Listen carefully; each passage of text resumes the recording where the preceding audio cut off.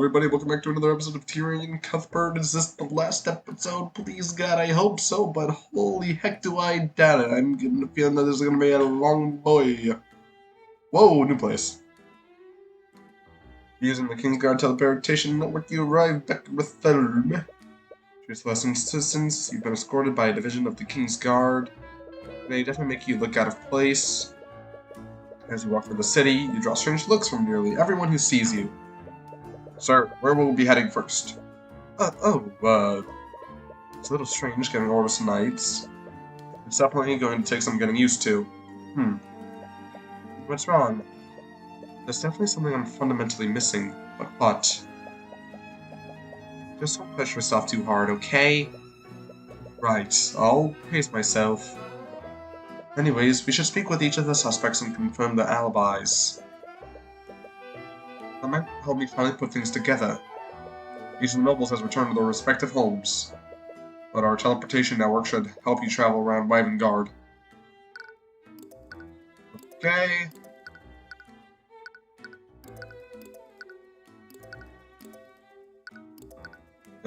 This place looks cool.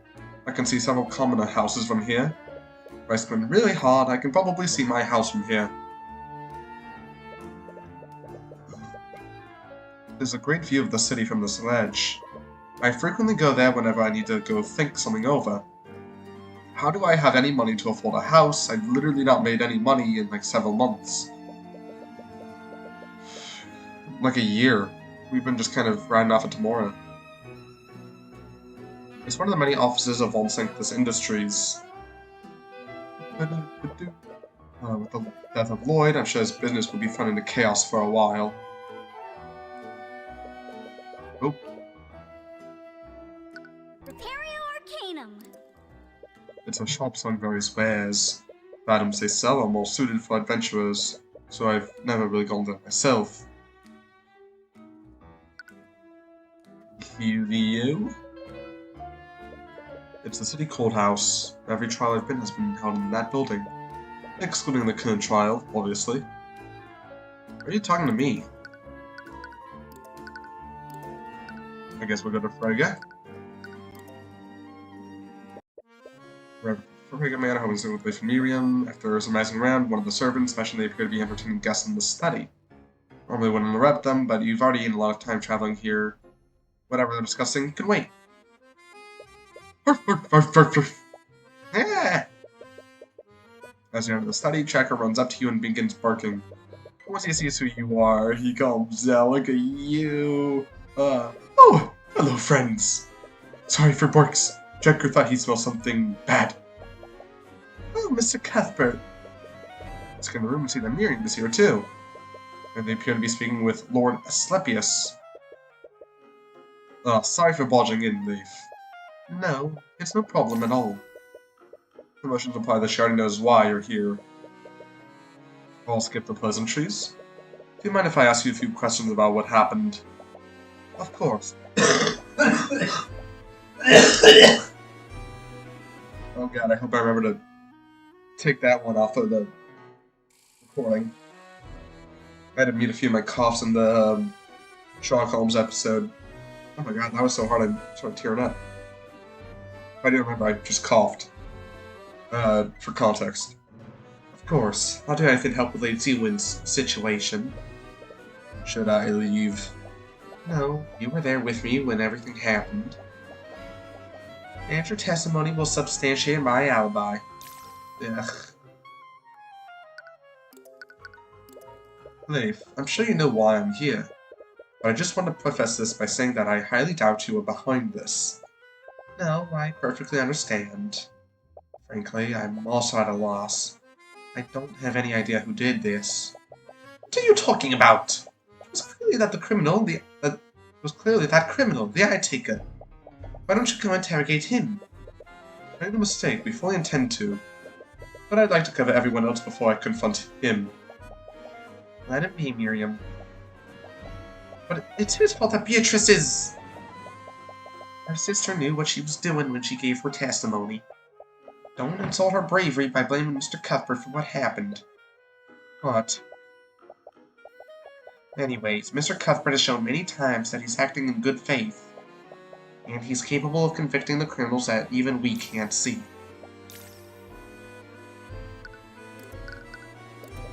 You mentioned Beatrice before. Did something happen? It happened right after she gave me her testimony this morning. She fell unconscious shortly after she left the Scale Lord's lair. She hasn't woken up since then, and Marinath has gone missing. What? It must have been the Empress of Discord. After you manifested Lady Sealwyn's blood contract, we all realized why she was acting so strangely. Right, if it weren't for her, I would have never considered trying to issue a divine edict. She sacrificed herself to save Lady Sealwind. It seems our team sister put a trust in you, commoner. So we will do the same.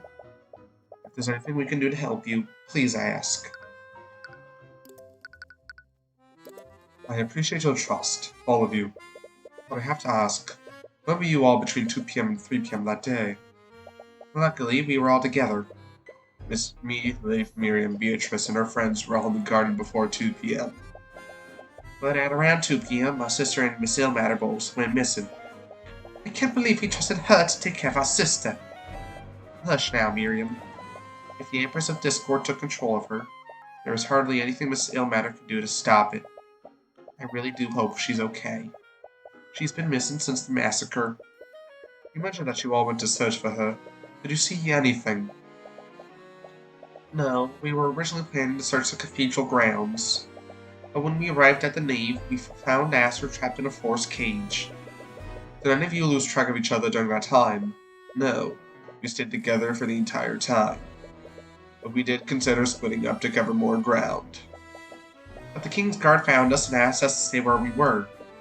Right, I suppose that makes sense. And did you see Aris at all when this happened? No, we never saw her. Alrighty. She went missing at the same time that Beatrice did. That's really suspicious. You don't think? It's definitely possible she was involved in this somehow. Not to mention, the AotA is one of our suspects, and she's his daughter. She's his what? Wrong voice? You didn't know this? I'd have thought that Beatrice would have told you. No, she didn't mention that at all. Looks like Aris has a lot to answer for. But if you can even find her, that is. I suppose I'll stop beating around the bush. Have any of you made a blood contract with a demon lately? How dare you, this arrogant little peasant? No, I understand where he's coming from. I want to understand, but the very idea is infuriating. Of everyone present, our sister was the only person with known ties to a demon. And if she were to share that secret with anyone, it would have been with us. Didn't catch any incriminating thoughts from them through the eye. But you've been misled by it before. Nevertheless, we still have no idea who the patron is. I was actually meaning to ask you during the trial. Can you just use the divine edict of yours to figure out who the patron is? No, to manifest a blood contract, I need the title of the demon and the name of the human they made that contract with. I understand, but why not just brute force it? What? Due to the King's funeral, the King's Guard has a detailed list of everyone who was present during the massacre. Whoever this patron is, they were working together with the Empress of Discord. That must mean they made a blood contract with her, yes? That's right. I could just keep issuing divine edicts until a blood contract appears. But wait, is that safe? There's only one way to find out. Take out your notes, begin looking at your list of suspects. Might be at this for a while, so you might as well go in alphabetical order. You clear your phone presentation. Empress of Discord, wherever you may hide. Release thy gods and manifest your blood contract with AotA the Wyvern God. Ah! Tyrion, what's wrong? You collapse to the ground as you suddenly find yourself overcome in immense pain. What? What's happening to him? Azaric, use your magic to heal him. Right. Oh, you silly, silly boy. You may be half human, but you can't just go around declaring lies like that. What? And I was really looking forward to bringing you to the end of this. I haven't even started to have my fun yet. Ooh. are you? Actually, I suppose that contract is still in effect. I guess my hands are tied. I'll save you, just this once. Tyrion, please, wake up! Celeste, are we gonna do this shit again? You're okay. Most of I don't feel okay. You can feel every part of your body aching. It's painful for you to even sit up like this. Are you okay, friend? Yes. What happened?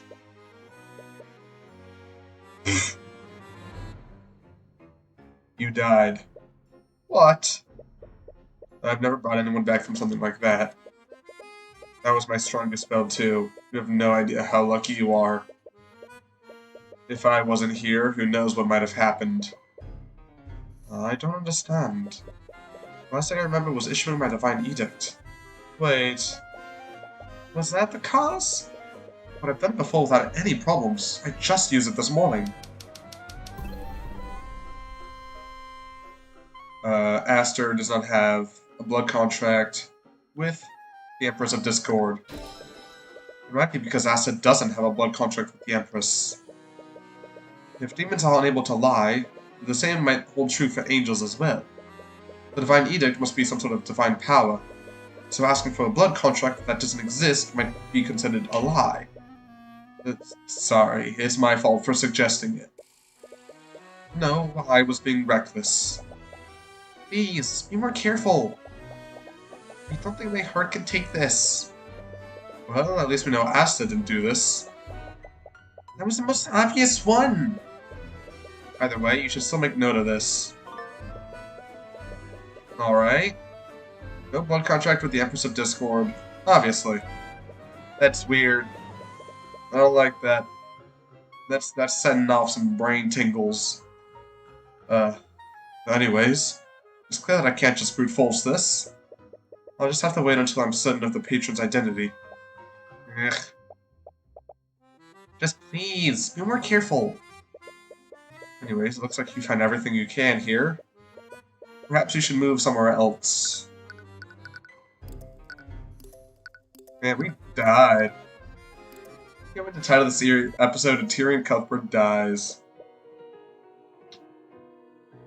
Rather the cathedral, we'll need to investigate the crime scenes again, but we want to faster Lucio. Oh, Mr. Cuthbert! I hear you died. To enter, you're approached by all three. How was your investigation? Are you okay? You look quite pale. Oh, yes, there was a bit of a accident earlier. You're a little too embarrassed to admit that yours ended up dying. You did die. Well, try to exude more caution next time. It'd be dishonorable if you didn't fall by my hand. Why is everything you say so aggressive? Anyways, you finally have your next suspect here, but judging from the evidence you've gathered, it's very unlikely that Aster is the patron. You do wonder if he saw something, though. Why are you looking at me like that, Cuthbert? Oh, sorry. After you attacked you in Frank Manor, you've always been a little wary of him. Born for Celeste reflexes, he might have very well killed you that day. I'm not going to attack you again. Damn right. I hope you can understand my uneasiness. You did almost try to kill me the first time we met. What? That's not. It's because you're a Heaven's Bowl. What? Guess we're talking about this? What does me being a Heaven's Bowl have to do with this? It's difficult to explain to someone like you. But warriors such as I must hone and develop our senses to survive in battle. Eventually, we develop the ability to sense hidden enemies and anticipate danger. I had heard that such senses are heightened when in presence of extraplanar entities. That's why Celeste gets all freaked out whenever Eris is around. Until I met you and Beatrice Frega's familiar, I thought those stories were complete nonsense. Me and Marvinoff. As a Heaven's Born, your blood is said to originate from the heavens. I wouldn't go so far as to say that I believe in the existence of other planes, but I admit that I still feel a certain aura from you that doesn't feel quite human. So that's why you attacked me? I was exuding a threatening aura? It was actually the opposite. Your aura was too calming and benign. I thought it must be some kind of trick or illusion.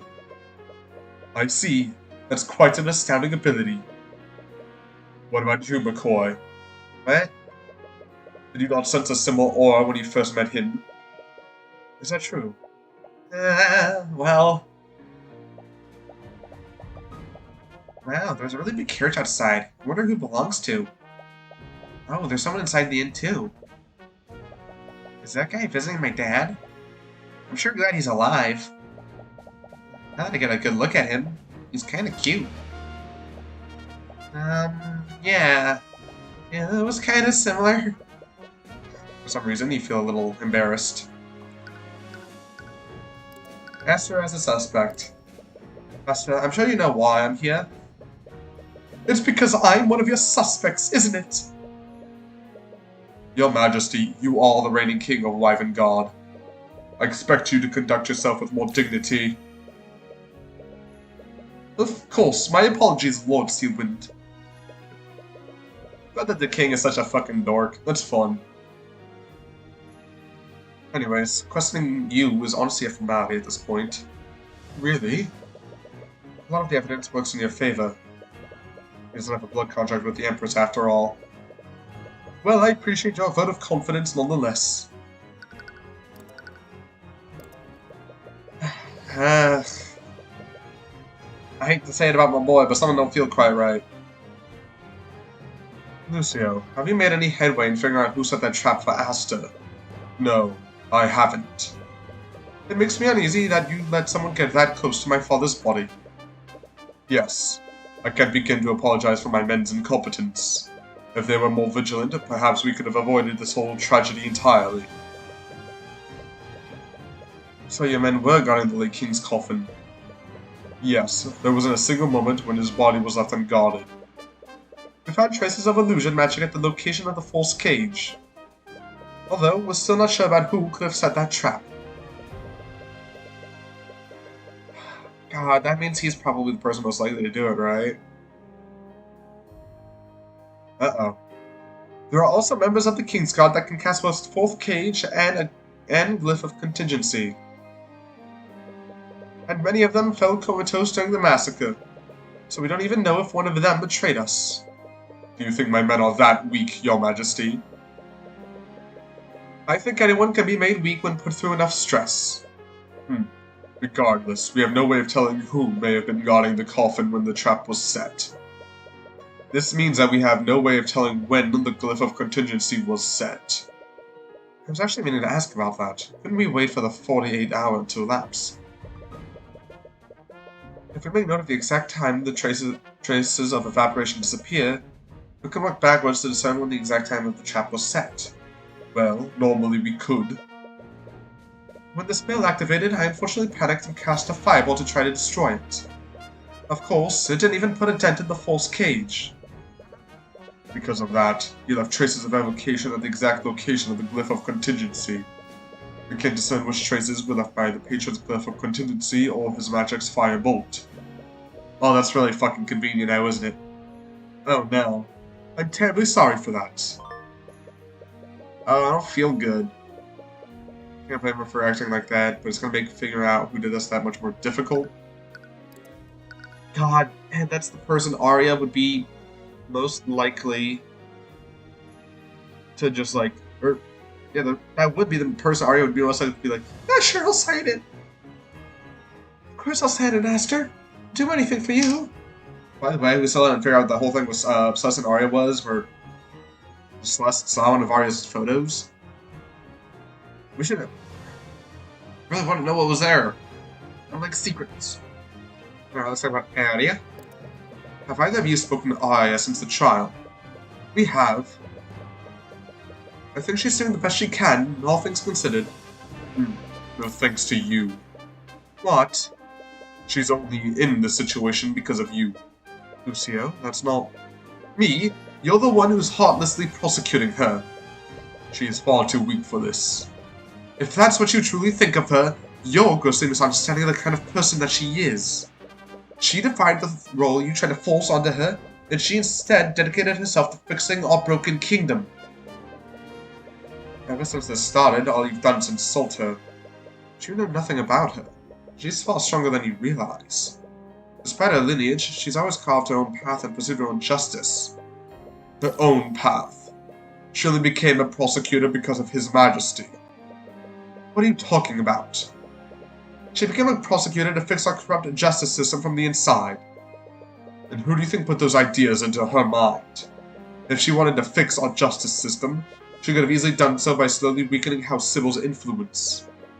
But she knew about your strange idealization of Ruby Tamora. And she knew how closely you followed each and every one of her cases. I know why she became a prosecutor. She thought that if she became like your idol and defeated her, you might finally notice her. You're wrong, Lucio.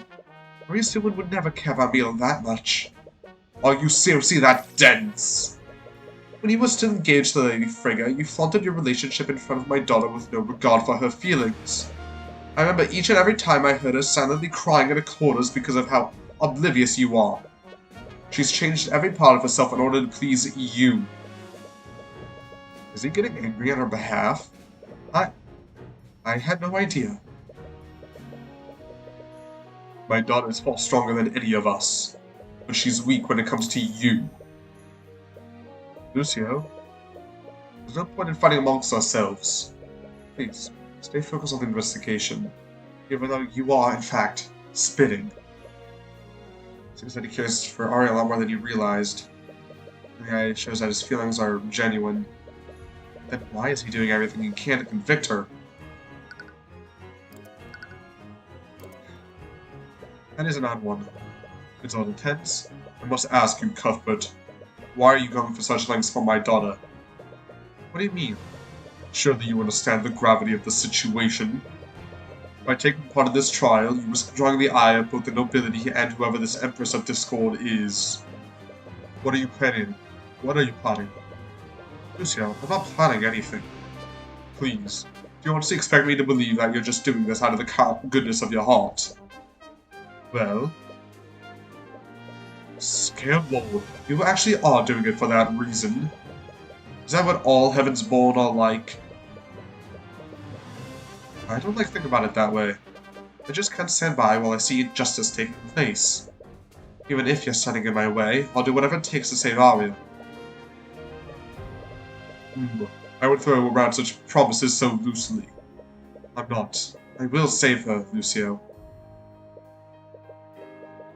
Anyways, it appears you still have no ideas of that trap for Aster. Determine the spell compendiums you have, and how Arya nor Beatrice could have set that trap. But the patron could also be a mage. That means they could have set the trap too. Either way, it looks like you won't be getting any new information here.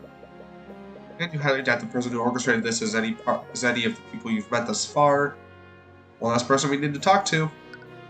Crikey. Okay. Let's see him.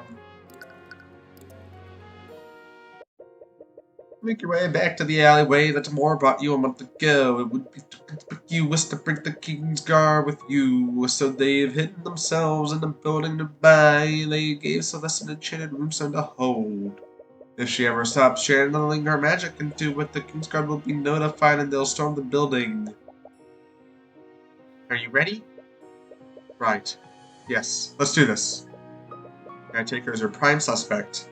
Everyone else has an alibi and lacks a motive. Not to mention, Eris was with Beatrice when she went missing. You don't want to suspect her, but her father is a criminal. And she still hasn't turned up. Alright, on 3. 1, 2, 3! What? There's no one here? Damn it. Of course he's not here. You betrayed him and you knew where his hideout was. Take a closer look at the desk he was sitting at during your previous visit. There's a thick layer of dust on it. It doesn't look like anyone's been here for a while. You must have moved this operation elsewhere the day you convicted Beatrice. I guess there's no point in staying hidden anymore.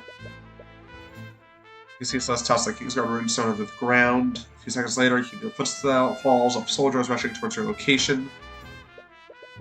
Freeze in the name of what? Oh, shit. See him freeze as he escapes the room and sees no one else there. Be careful, sir. They appear to have turned themselves invisible. They're not here, you idiot. Oh. Let out a frustrated sigh as you take a seat on a chair nearby. A cloud of dust is launched into the air as you do so. The last piece we needed. None of the other suspects have the means nor the motive to do this. It's probably long gone by now. It's Jova. I'm sorry. But you did everything you could, didn't you? But it wasn't good enough. A part of you knew that it was a long shot. If he were involved in this, he'd definitely keep his head down. What do we do now? There has to be someone who knows where he is. Actually, there is one person who might know where he is. What do you... Wait, you don't mean... At this point, it's the only option we have. Are you sure? You two aren't exactly... I know, but I can't let my personal feelings get in the way of saving Arya. Not looking forward to seeing her again. At least that's what you keep telling yourself. You'll have to process these feelings later. You have a job to do. Alright, let's take a look around. See, I take her. Sat here, a thick layer of dust, bookshelf, a lot of books from a series that I've read. I forgot to look at this panel last time we were here. It looks like some kind of crime lord. If I'm right, he was one of the previous side takers. Back then, he had an even tighter grip on the criminal underbelly of the Red Hole. People used to call him the Raging Storm. What is an eye taker already a nickname? Look, sir, I don't come up with these names. There it is. Looks like the fireplace hasn't been lit in a while. But I can still see the burnt remnants of some documents. Fair enough. Several fantasy novels stacked in the desk here. The eye taker must be a fan of the genre. Odd. Would have taken him for that. You can see the back alley entrance from this window. The eye taker must have used this to get a good look at visitors. Arcanum. Yeah, that checks.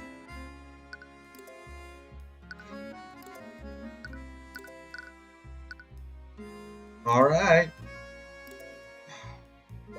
Back to Tamora. You're at the office of Tamora's law firm. Pretty fancy. According to Arya, Tamora is still practicing. So it looks like she hasn't gone into hiding like the eye taker apparently did. And if anyone knows where he currently is, she will. You bring your hand to knock on the door, but you stop for a moment. Sir, after everything that's happened, you still don't feel ready to face her. For the past month, all those things you said to her keep replaying in your mind. You feel the familiar warmth of Celeste's hand again. You take a deep breath and steel your resolve. Yeah, I uploaded an episode called Steel One's Resolve. That's fun. Fun little coinky-dink. Every moment of silence thereafter fills you with anxiety and dread. I'm sorry for the inconvenience, but I'm not currently accepting clients at... Holy shit! Cuthbert! She looks completely frozen for a while. Her gaze narrows as she notices a legion of knights escorting you. Are you here to arrest me? No, of course not. Ugh. Can we come in? Yes, of course. You take a seat inside the office, but you can't really think of anything to say. The knights aren't really helping to alleviate the tension. Hey, Celeste. Could you take the knights outside and do a perimeter of the building? What? You sure? I am. But what if something happens? Celeste, we're in a populated building in the capital of city of Wyvengard. I think I'll be fine. No, but... Sorry. You're right. I'll just... With a motion of her hand, the knights follow her out of the office. Right before she leaves, she waits at the door and looks at you for a while. But after a while, she realizes how long she's been staring and quickly closes the door. Now then, let's get this over with. So, is Celeste okay? She seems a bit on edge right now. Yeah, well, I think she's been overprotective lately. Probably because I died, but we can discuss that later. I don't really blame her. I did almost die a few times in the last few days. What? It's fucking predicted it. And I don't think even I'm allowed to talk about it, especially not with you. That part came out with a little more disdain than you intended. You take a deep breath. I received your letters. Oh, did you? I haven't gotten the chance to read them yet. Of course. Whenever you're not busy. This is really awkward. But you were going to have this conversation sooner or later. Perhaps it would be best to just be direct. Mr. Mora, I trusted you. Huh? I know. I trusted you. I told you everything about myself. I put all my hopes into you, and you lied to me. You told a criminal about the Eye of Horus. It took me years before I was comfortable enough to tell you about it, and you knew that. Why did you even adopt me? You could have just left me in all and moved on with your life. Why would you put me into this? Sounds like she's trying to look for an answer, but nothing comes to her. I've started thinking about what my life could have been like. I could have done so many things.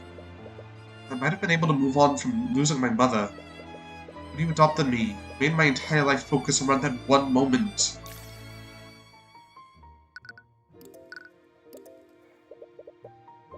I had a son once. Before you, I mean. What? I wasn't always a city person. I used to live in an old farm town, just like McCoy's. My son and I used to run an old tea shop, just the two of us. Wait, you ran a tea shop? I know.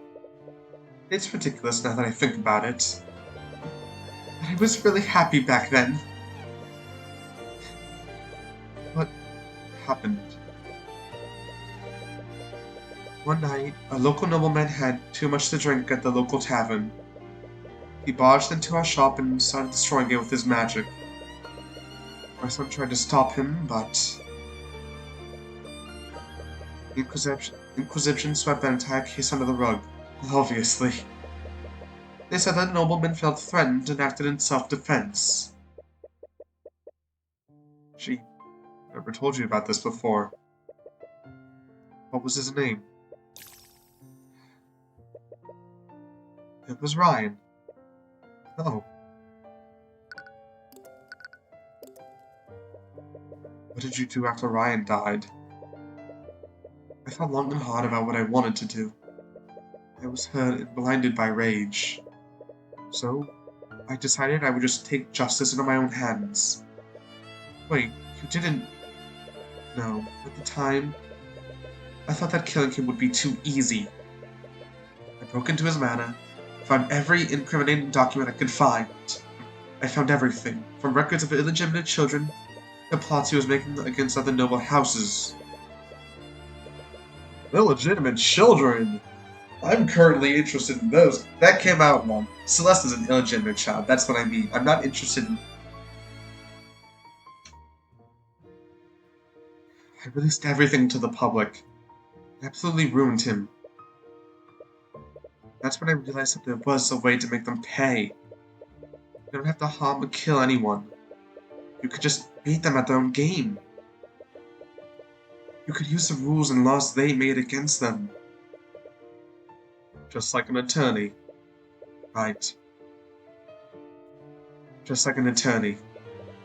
When I realized that, I moved to the city. I had to burn my bed.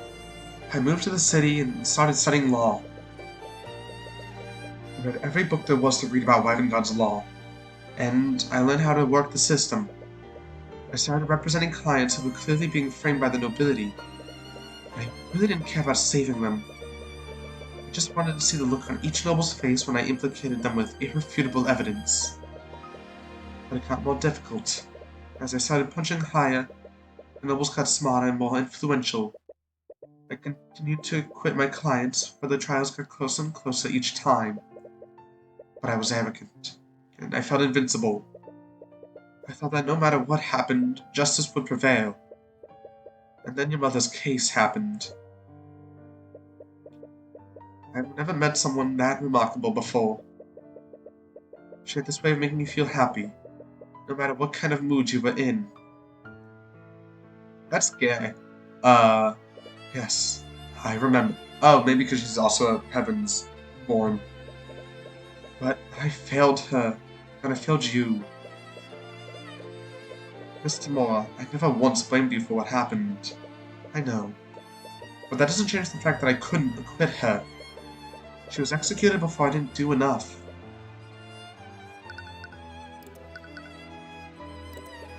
When you asked me to train you to be an attorney,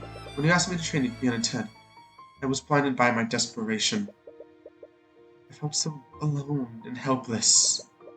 I wanted someone, anyone, to carry this burden with me. So how pathetic must I have been that I looked for that in a grieving 10-year-old child. When I looked at you, all I wanted to see was myself. I saw a hurt, broken person who wanted revenge on the nobility. But I was too self-centered to realize that you were nothing like me. You care about people, and you cared more about saving your clients than harming the nobility. I think I knew all along, but I just refused to see it. Maybe you were right about me. What? Maybe I was just using you to make myself feel better. I took you from your home and forced you to dedicate your life to my dream. Maybe I never really cared. If I did care about you, I would have never pulled you into a life like this. I'm sorry. And I can't begin to apologize for doing that to you. That shows that our feelings are genuine. But does that even matter at this point? I've been thinking long and hard about this. I want to forgive you, Mr. Mora. I don't know if I can. I don't blame you. But I want to try.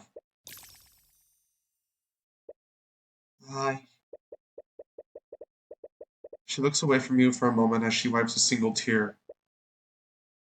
Mr. Mora. No, don't call me that. What? If you can truly find it in your heart to forgive me, I want things to be different this time. I'm not your superior nor your mentor anymore. We're equals now. So call me by my first name. Oh, okay. Ruby. Saying it feels really strange after all these years.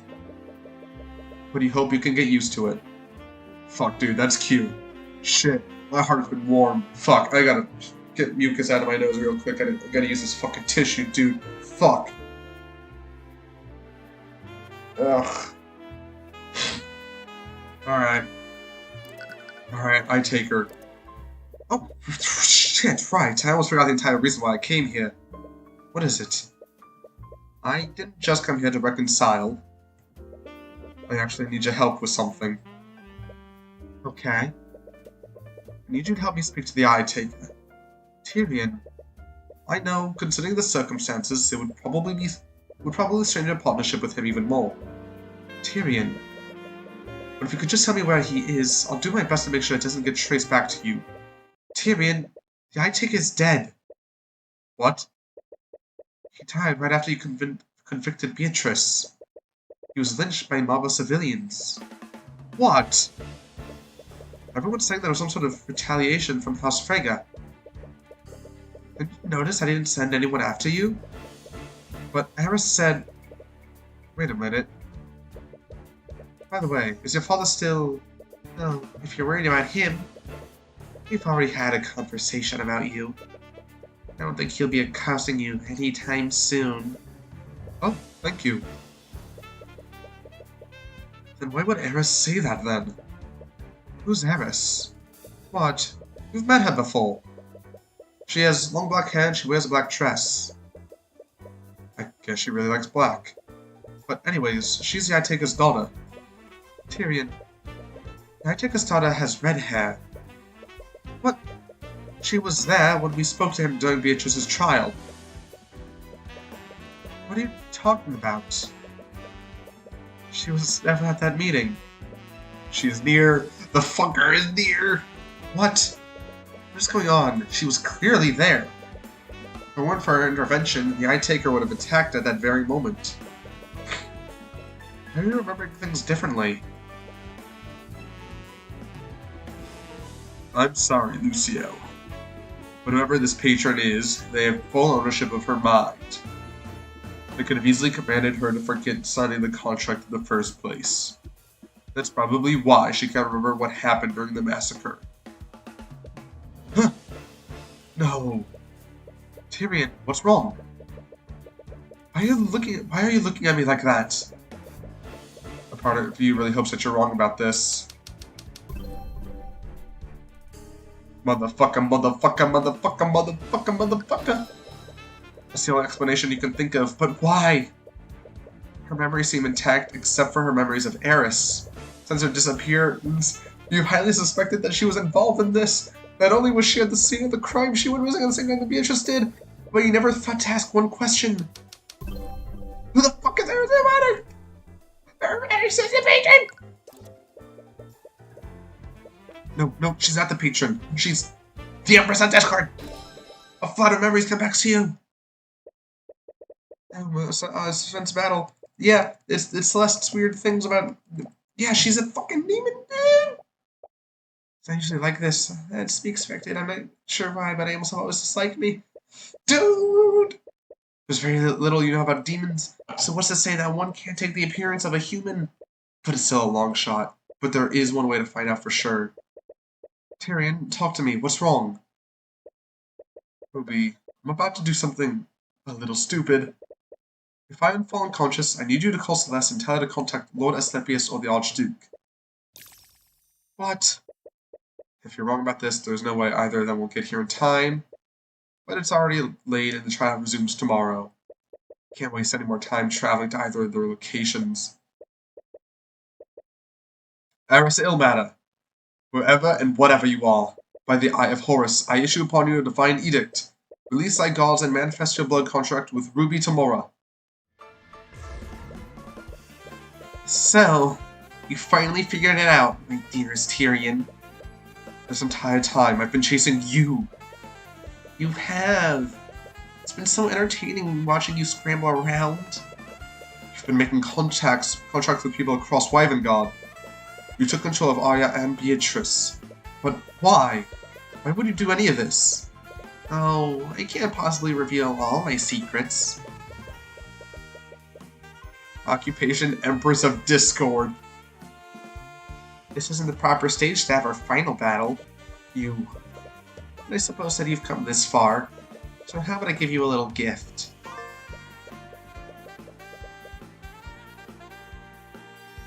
At any time, the Empress may view any and all of Tamora's memories. In addition to that, the Empress may instantaneously change and alter her memories whenever she wishes. Fuck, dude! Ruby!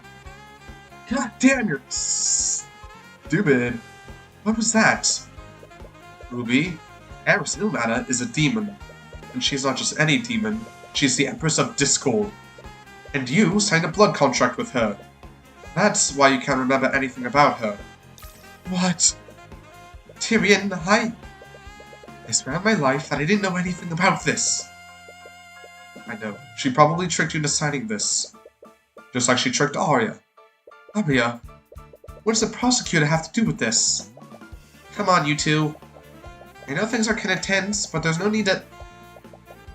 What are you holding? Is that a blood contract? Celeste. Eris is the Empress of Discord. What? It was her the entire time. She tricked Arya into signing a blood contract with her. And she probably controlled her and Beatrice to orchestrate the entire massacre. What? Tyrion, that's crazy. I know I was scared for that one time. But how could Eris be a demon? She looks nothing like Marinov. Ruby's got a lot to catch up on. I know how unbelievable it is, but I used my divine edict with her name. That wouldn't have worked unless she was a demon. Yeah, I guess I can't disagree with that. We'll need to contact the Grand General immediately. Ugh, but if she's really a demon, is it even possible to arrest her? It's already been a day. For someone like her, that would be more than enough time to skip town. We'll need to speak with the Archduke about this. Thank you, Ruby. You've helped us more than you could ever know. Of course. Man, I really liked Amora's character. I've got a lot of feelings about this whole arc, but it's probably like my favorite like character dynamic, Tyrion and Ruby's in the entire game. I'll talk. I don't have enough time to express my feelings. We've got a bitch to catch. Celeste, let's meet up with everyone. We need to discuss our next course of action. Right. You're about to leave Ruby's office when she stops you. Tyrion, have you been using the Eye of Horus lately? Yeah? I can't say much about what I'm doing right now, but I am in the middle of a case. It's just that... What's wrong? Never mind. I don't think it's my place to say anything. I think I'm just being my usual paranoid self. I'm not the one with the ability to read minds anyways. So if you're not seeing it, it's probably nothing. Okay. I know you can't tell me about what you're doing. And I have no idea what could possibly involve the King's God Steelwind and the Empress of Discord. But just stay safe, okay? You're the only family I have left. I will. I promise. Thank you. You finally found the lead you've been looking for. I'm not sure where this will take you. Knowing what you know now, you're almost a little afraid of what might happen. Who is Eris? Why would she go to the trouble of orchestrating any of this? She not only impersonated the Eye-Taker's daughter, she also pretended to be your friend. What's her goal in all of this? Hopefully, tomorrow I'll finally bring you the answers you're looking for. Ugh. Is something wrong, Commander? Don't play dumb with me. They told me what you really are. What's your game, demon?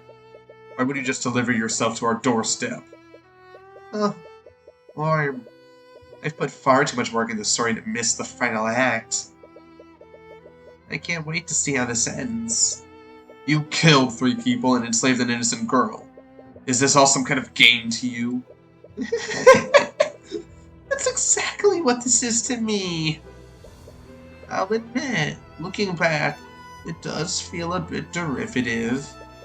But I think I've done enough to differentiate myself from those that came before. It's a shame about the timing of it all, though. You're goddamn insane. That took you long enough to notice. I guess the Oafish Inquisition Commander does have some observational skills after all. Ugh. Whatever. You just better not try anything. You know I can't lie, so I'll reassure you. I promise I won't harm anyone while I'm in this prison.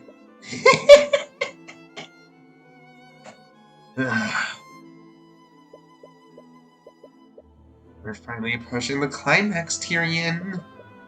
No more deductions, no more talking, no more god-awful teasing when we both know who's really behind this. It's just me and you. I think I accidentally made her voice a bit like Celeste. Whoops, whatever. Alright. Let's keep going. Actually, nope. Okay, so Rathalion. First off, I'm ending the episode. Rathy. Can I call you Rathy? Just eat her. Eat her. I don't know. I feel like that'd help. But whatever. We're saving. Ending the episode. God damn, I hope the next episode's the last. We'll see.